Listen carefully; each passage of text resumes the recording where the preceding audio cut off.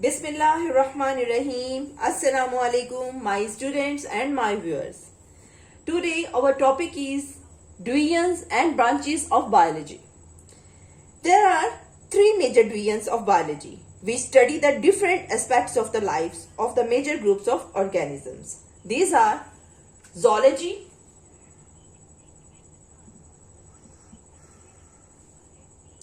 next is botany,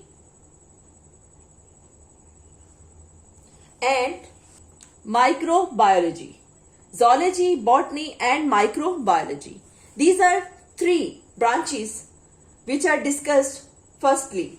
पहले जो discuss की जाती थी ब्रांचेस स्टार्ट में वो थी zoology, botany and microbiology. First is zoology, which means the division of biology deals with the study of animals. It is the study of animals. Botany, this division of biology deals with the study of plants. This is about the animals. This branch belongs to plants. And the next, microbiology, this division of biology deals with the study of microorganisms. This is the study of microorganisms, that is bacteria. Okay. In order to study all the aspects of life, these divisions are further divided into different branches. These branches are more elaborated. And the first branch of the division of biology, that is morphology.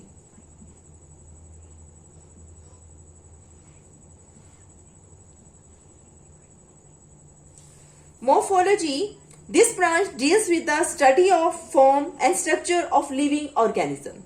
Structure and form of living organisms. यानी जानदारों की बैरूनी साख्त और उनके structure के मुतालिक जो study biology में करते हैं उसको बायोलॉजी की जिस ब्रांच में हम स्टडी करते हैं उसको मॉर्फोलॉजी कहते हैं. The next branch is anatomy. Next branch is anatomy.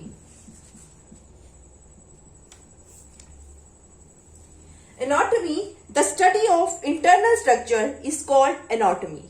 Morphology में हम किसी जानदार की बनावट बाहर से देखते हैं और एनाटॉमी में हम किसी जानदार की इंटरनल स्ट्रक्चर को जो है जेर मुताला लाते हैं उसके बारे में गौर करते हैं.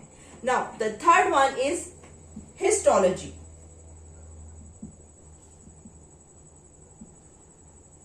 Histology, the microscopic study of tissues is called histology. Microscopic studies का क्या मतलब कि जो टिश्यूज को हम अंडर द माइक्रोस्कोप ऑब्जर्व करते हैं कि वो किस किस्म के हैं, किस तरह से उनकी बनावट है, इस इल्म को, इस स्टडी को हम कहते हैं histology. The next is fourth one, cell biology.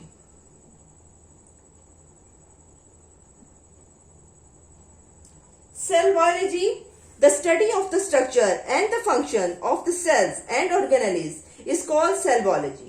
This branch also deals with the study of cell division. जो सेल डिवाइड करते हैं वो भी जैसे एक जानदार छोटे से बड़ा होता है उसके सेल की डिवीजन होती है तो उसके अंदर ग्रोथ का प्रोसेस चलता है. ये भी सब हम सेल बायोलॉजी के अंदर ही स्टडी करते हैं.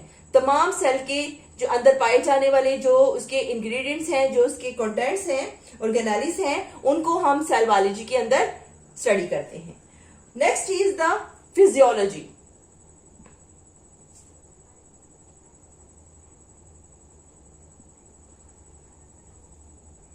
Physiology, this branch deals with the study of the function of different parts of living organisms.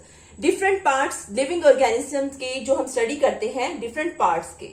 अब इसमें ये देखिए यहाँ पर हम different parts की स्टडी करते हैं और जो है एनाटॉमी में हम इंटरनल स्ट्रक्चर की स्टडी करते हैं और जो है हमारा ये हिस्टोलॉजी है इसके अंदर हम टिश्यूज का अंडर द माइक्रोस्कोप स्टडी करते हैं. और फिजियोलॉजी में ब्रांच ये जो डील करती है ये डिफरेंट पार्ट्स को ऑफ लिविंग ऑर्गेनिजम्स के उसको हम इसके अंदर स्टडी करते हैं. अब डिफरेंट पार्ट्स क्या हो गए, जैसे हार्ट हो गया, किडनी हो गया, तो वो सारी ये चीजें जो है फिजियोलॉजी के अंदर जो है हम उसको स्टडी करते हैं. Okay okay students, next is the genetics.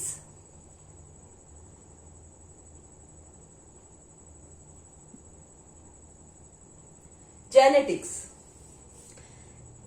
the study of genes and their roles in inheritance is called genetics. Inheritance means the transmission of characters from one generation to the other.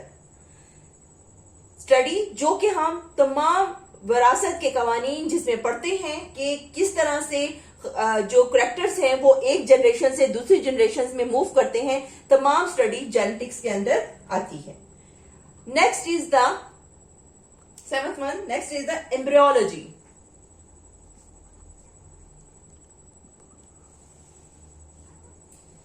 Embryology, it is the study of the development of an embryo to a new individual. एक embryo छोटे embryo से वो बड़ा एक जानदार कैसे बनता है वो हम इसके अंदर स्टडी करते हैं, एक इंडिविजुअल कैसे बनता है. Next is the taxonomy.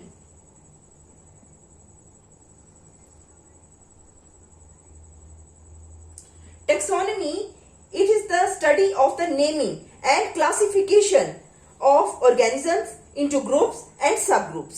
Taxonomy एक ऐसी ब्रांच है जो कि जानदारों को छोटे ग्रुप में और बड़े ग्रुप्स में, बड़े ग्रुप से छोटे ग्रुप में, सब ग्रुप्स में जो है जो नेमिंग की जाती है उसको हम टेक्सोनॉमी कहते हैं. क्योंकि तमाम ऑर्गेनिज्म जो हैं अगर उनको विदाउट नेम रखा जाए तो हमें नहीं पता चलेगा हम किस ऑर्गेनिज्म की बात कर रहे हैं. तो इसका मतलब है कि ये जो ब्रांच है ये बहुत अहम काम करती है जो कि जानदारों को, ऑर्गेनिजम्स को उनके नेम देती है scientifically. So we can say that taxonomy is a very important branch in biology. Next is the paleontology. Now the ninth one is paleontology. It is the study of fossils which are the remains of extinct organisms. Remains of extinct organisms, जो जानदार कभी पहले मौजूद थे इस जमीन पर, इस कुराए अर्ज पर, उनके कोई फोसल्स, उनके रिमेन्स जो बकाया जात रह जाते हैं उसकी स्टडी को हम कहते हैं जी palaeontology. It is a study of fossils. Fossils की जो स्टडी है उसको हम क्या कहते हैं, पेलियोंटोलॉजी कहते हैं. और फोसल्स क्या चीज है? Fossils are the remains which extinct remains जो which are exist in now, जो कि पहले कभी मौजूद थे अब पाए जाते हैं. फोसल्स हड्डियां हो जाए, उसमें कोई भी जानदार जो प्रिजर्व हो जाए अंडर द प्रेशर किसी रॉक में, जमीन में या कहीं भी, जो जब उसके बकाया जात निकलते हैं उसको हम स्टडी करते हैं. तो ये क्या कहलाता है? पेलियोंटोलॉजी. ओके जी. पेलियोंटोलॉजी के बाद जो नेक्स्ट है जी वो है environmental biology. 10th one is an environmental. Now this is the environmental biology. It deals with the study of the interaction between the organisms and their environment. नाम से ही जाहिर है कि जानदारों का, ऑर्गेनिजम्स का उनकी environment के साथ क्या interaction है, इसको हम कहते हैं environmental biology. Okay, now the next one is the sociobiology.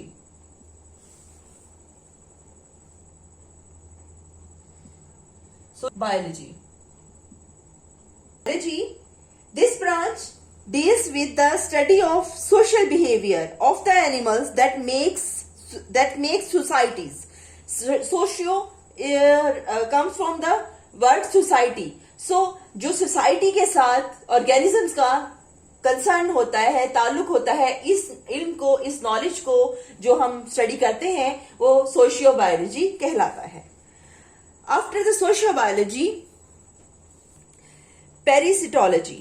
12th one is parasitology. This branch deals with the study of parasites. What is the parasite?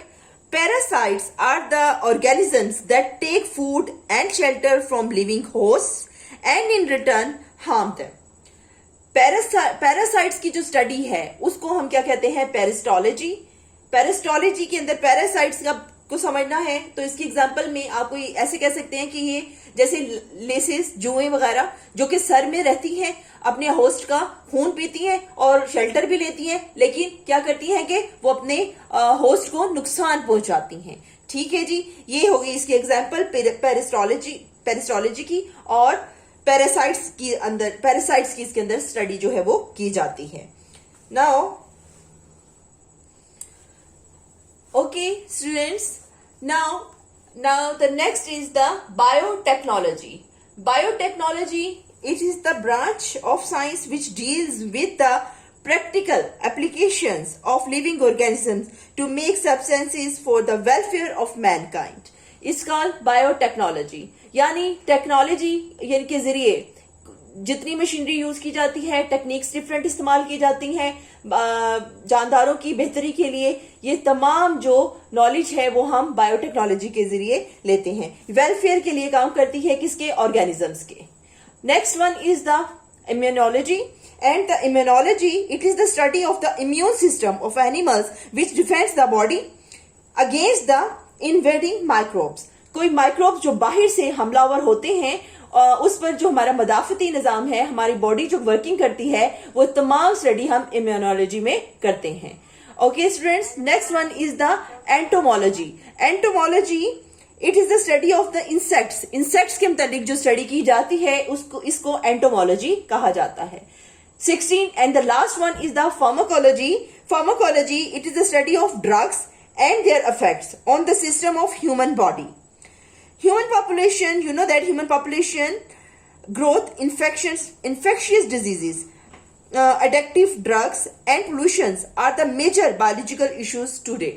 So pharmacology is the very famous and very important branch in the biology nowadays. आजकल pharmacology है जो है ये बहुत अहम branch बन गई है, क्योंकि बहुत ज्यादा डिजीजेस बढ़ गई हैं, इन्फेक्शियस डिजीज बढ़ गई हैं, जिसकी वजह से जो फार्मास्यूटिकल कंपनीज हैं उनका भी काम बढ़ गया है। तो ये ब्रांच आजकल सरे फहरिस्त जा रही है, सबसे ऊपर जा रही है, और हमने इसको सबसे लास्ट में लिखा है। तो इसके अंदर तमाम बायोलॉजिकल इश्यूज को जो है आजकल डिस्कस किया जाता है। ये तो हमारी जो ब्रांचेस हैं जो कि बायोलॉजी की, जो मैंने आज आपको समझाई हैं, उम्मीद है आप लोगों को ये सारा टॉपिक अच्छी तरीके से समझ आया होगा। और अब इसी तरह से हम इस अपने प्रोजेक्ट को लेकर चलते जाएंगे, और आप मेरी वीडियोस को पसंद करते जाइए और शेयर करते जाइए। फिर मिलेंगे नेक्स्ट वीडियो के साथ। अल्लाह हाफिज।